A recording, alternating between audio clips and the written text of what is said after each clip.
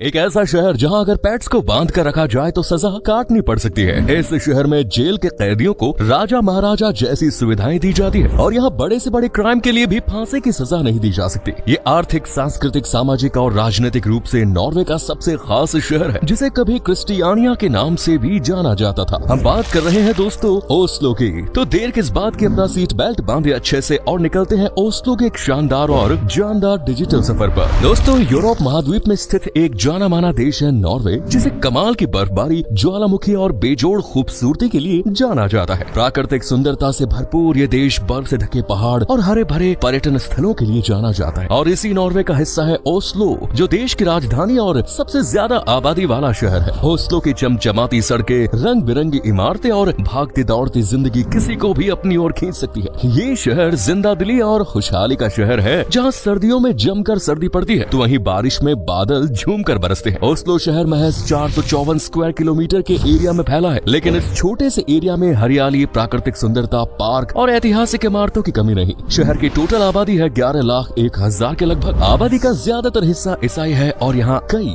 अन्य देशों के लोग भी बसे हुए हैं। ओस्लो में आपको जरा भी प्रदूषित हवा नहीं मिलेगी, क्योंकि इसे दुनिया के सबसे हरे भरे शहरों में शुमार किया जाता है, जिसका ज्यादातर हिस्सा पेड़ पौधों और जंगलों से घिरा है। यही कारण है कि ओस्लो की हवा को बहुत प्योर, साफ और शरीर के लिए अच्छा माना जाता है। लिंक्स, भेड़िया, हिरण जैसी कई प्रजातियों के जानवर इन जंगलों में अपना घर बनाए बैठे हैं, जिन्हें देखने के लिए हर साल लाखों की संख्या में सैलानी नॉर्वे की राजधानी पहुंचते हैं। इस देश के लोग दुनिया के सबसे खुशहाल लोगों की लिस्ट में शुमार किए जाते हैं और ये शहर इकोनॉमिकली भी काफी मजबूत है। इंफ्रास्ट्रक्चर बेहतरीन होने के साथ साथ कई नेशनल, मल्टीनेशनल कंपनीज यहाँ मौजूद है, जबकि मैन्युफैक्चरिंग, इम्पोर्ट, एक्सपोर्ट, केमिकल्स जैसी कई चीजें हैं जो शहर की जीडीपी को उछालने में मदद करती है। ओस्लो की शुरुआत दोस्तों वाइकिंग युग से मानी जाती है। ये शहर कभी एक्सेल्वा रिवर के पूर्व में हुआ करता था। स्थापना की बात करें तो 1048 में राजा हेराल्ड हार्ड्राडा ने शहर की स्थापना की थी और 1300 में हाकोन वी मैगनसन द्वारा एकेरश किले को तैयार करवाया गया। बाद में क्रिश्चियन चतुर्थ ने एकेरश किले की दीवारों के नीचे पश्चिम में एक नया शहर बसाया, जिसे नाम मिला क्रिश्चियानिया।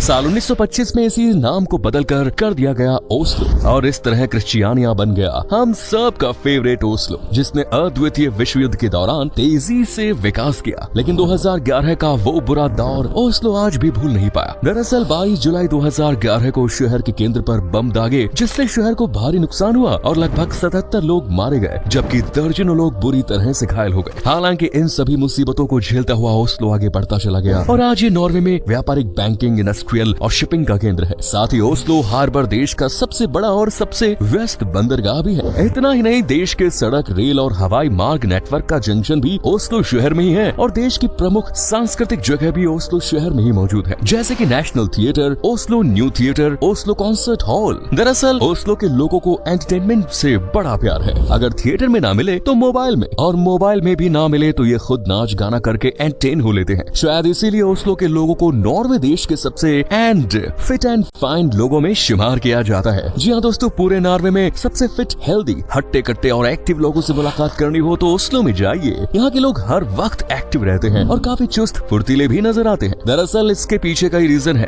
पहला, एनवायरमेंट और मौसम। देश में हरियाली, प्राकृतिक सुंदरता और दिलकश नजारों की कमी नहीं। ऊपर से यहाँ मौसम भी बड़ा सर्द रहता है। गर्मियों में गर्मी नाम मात्र की होती है और टेम्परेचर 10 से 25 डिग्री सेल्सियस, जबकि सर्दियों में यहाँ जमकर बर्फबारी होती है, जिस वजह से न सिर्फ ओस्लो के लोग बल्कि विदेशी सैलानी भी चुस्ती फुर्ती से भर जाते हैं। इसके अलावा ओस्लो के लोग डाइट अच्छी फॉलो करते हैं। जंक फूड से बेशक प्यार है, लेकिन हेल्थी डाइट के आगे ये लोग जंक फूड को भी बाय बाय कह देते हैं। तीसरा मेजर रीजन है बियर। सिर्फ ओस्लो ही नहीं, पूरे नॉर्वे में लोगों को बियर से बड़ा प्यार है और इसके दो कारण है। पहला तो नॉर्वे की बियर को कमाल माना जाता है, जिसका टेस्ट लेते ही आप दुनिया भर की बियर भूल बैठेंगे। दूसरा, सर्दी ज्यादा होती है तो इसे कम करने के लिए भी लोग बियर का यूज करते हैं, फिर चाहे महिला हो या पुरुष। न सिर्फ ओस्लो में बल्कि पूरे नॉर्वे में बोतलें खुलनी शुरू हो जाती है। दोस्तों, अब तक दुनिया भर में 111 के लगभग लोग हैं जिन्हें शांति का नोबेल पुरस्कार मिल चुका है। लेकिन क्या आप जानते हैं ये पुरस्कार हर साल नॉर्वे में ही दिया जाता है और नॉर्वे में भी ओस्लो शहर में। इस दरमियान ओस्लो की चर्चा देश नहीं दुनिया भर में होने लगती है। हालांकि नोबेल प्राइज के अलावा भी ओस्लो को कई खास बातों के लिए जाना जाता है, जैसे यहाँ का फ्रोगन पार्क, जो ओस्लो में स्थित दुनिया का सबसे बड़ा मूर्तिकला पार्क यानी स्कल्पचर पार्क है। यहाँ आपको एक से बढ़कर एक मूर्तियाँ देखने को मिलेंगी, जिन्हें देखकर आप कलाकार की कलाकारी पर हैरान हो जाएंगे। पूरे पार्क में 212 से ज्यादा मूर्तियाँ हैं और हर मूर्ति की बनावट अपने आप में अद्भुत। वैसे कभी आपने आइसक्रीम पेंटिंग के बारे में सुना है? ये दुनिया की जानी मानी पेंटिंग्स में से एक है जो ओस्लो के मंच म्यूजियम में पाई जाती है। ओस्लो में मौजूद वाइकिंग जहाज म्यूजियम आपको समुद्री लुटेरों की दुनिया में ले जाएगा, क्योंकि यहाँ 1000 साल से भी ज्यादा पुराने जहाजों के अवशेष, पार्ट्स और कई जहाजों को भी संभाल कर रखा गया है। दोस्तों, कभी आपने सुना है कि किसी देश या शहर में जेल के कैदियों को इंटरनेट सहित अच्छी खासी फैसिलिटी दी जाती हो? वेल, चोरी छुपे तो ये आम बात है, लेकिन खुलेआम लीगली ऐसा कोई देश कर सकता है, ये हैरान की वाली बात है। लेकिन दोस्तों, ओस्लो में ऐसा होता है। ओस्लो के तट से करीब 75 किलोमीटर की दूरी पर एक आइलैंड है जहाँ बास्तोई जेल सालों से खड़ी हुई है। लेकिन हैरानी की बात यह है कि ये आइलैंड कैदियों के लिए जेल से ज्यादा छुट्टियां बिताने वाले पिकनिक स्पॉट की तरह काम करता है, क्योंकि यहाँ इन कैदियों को हर तरह की सुविधाएं दी जाती है। इतना ही नहीं, आइलैंड पर जहाँ चाहे वहाँ जा सकते हैं, जो चाहे जो खा सकते हैं, कर सकते हैं और जैसे चाहे रह सकते हैं। खैर, ओस्लो को दोस्तों दुनिया की सबसे पढ़ी लिखी राजधानियों में शुमार किया जा सकता है, क्योंकि इस शहर का लिटरेसी रेट 100% है। शहर में महिला हो या पुरुष, हर कोई वेल एजुकेटेड है, इसीलिए इसे दुनिया के सबसे ज्यादा पढ़े लिखे शहरों में भी रखा जाता है। जहाँ मौजूद ओस्लो विश्वविद्यालय, जो नॉर्वे की सबसे हाईएस्ट रैंक करने वाली यूनिवर्सिटी है। ओस्लो में 23 के लगभग यूनिवर्सिटीज है, साथ ही यहाँ 7 इंटरनेशनल स्कूल है, जैसे ओस्लो इंटरनेशनल स्कूल, जो सबसे ज्यादा फेमस है। इस शहर का लिटरेसी रेट बीते कई सालों से 100% ही है, और इसका कारण है यहाँ के लोग जिन्हें किताबें पढ़ने का बड़ा शौक है। न सिर्फ ओस्लो बल्कि नॉर्वे भी दुनिया के दूसरे देशों के मुकाबले सबसे ज्यादा किताबें पढ़ने वाले देशों में से एक है। ओस्लो वासी हर साल औसतन 50 क्रोनर यानी 3900 रुपए लगभग सिर्फ किताबों पर खर्च करते हैं, और साल में 10 किताबों को पढ़ डालते हैं। यहाँ लगभग हर तीसरे चौथे घर में आपको एक छोटी सी लाइब्रेरी भी देखने को मिल जाएगी, जो इनकी पर्सनल होती है। सिर्फ रीडर ही नहीं, शहर में आपको किताबें लिखने वाले भी अच्छे खासे ही मिलेंगे। जैसे आज इंडिया में हर दूसरे घर में यूट्यूबर जन्म ले रहा है, वैसे ही ओस्लो में हर दूसरे घर में एक राइटर जन्म लेता है। खास बात यह है कि नॉर्वे की सरकार को जिस किसी की भी किताब पसंद आती है, अच्छी लगती है, उसकी 1000 कॉपी सरकार खरीद लेती है, ताकि उसे देश भर की लाइब्रेरीज में रखा जा सके। यहाँ कई लाइब्रेरीज भी मौजूद हैं, जिसमें पब्लिक, प्राइवेट और पर्सनल भी शुमार है। ओस्लो नॉर्वे का राष्ट्रीय पुस्तकालय है। कार्टून लाइब्रेरी जैसी 10 लाइब्रेरीज का ठिकाना है, और ये कभी भी खाली नजर नहीं आती है। ओस्लो में जहाँ लाइब्रेरीज की कमी नहीं है, वहीं यहाँ FM रेडियो स्टेशन दूर दूर तक नहीं है। न सिर्फ ओस्लो बल्कि पूरे नॉर्वे से FM रेडियो स्टेशन गायब है। दरअसल नॉर्वे दुनिया का पहला देश है जिसने FM रेडियो को पूरी तरह से बंद कर दिया। इसीलिए देश में ना तो FM रेडियो स्टेशन है, ना ही FM पर होने वाले शोज। लेकिन यहाँ 17 मई को एक अलग ही माहौल बनाया जाता है, क्योंकि ये नॉर्वे का राष्ट्रीय दिवस है, और ये वही दिन है जब 1814 ईस्वी में नॉर्वे का संविधान बना। यूँ तो इस दिन पूरे देश में जश्न मनाया जाता है, लेकिन राजधानी होने के नाते ओस्लो में 17 मई का दिन बड़ी धूमधाम से मनाया जाता है, और इस दौरान यहाँ बड़ी संख्या में सैलानी भी पहुँचते हैं। दोस्तों, पेट लवर्स तो दुनिया भर में भरे पड़े हैं, लेकिन सबसे ज्यादा अगर किसी जानवर को पेट बनाया जाता है तो वो है कुत्ता या फिर बिल्ली। ओस्लो में लोग डॉग्स के ज्यादा दीवाने हैं, लेकिन यहाँ कुत्तों से जुड़ा एक अजीब ही नियम है। दरअसल यहाँ आप अपने कुत्ते को बांध कर नहीं रख सकते।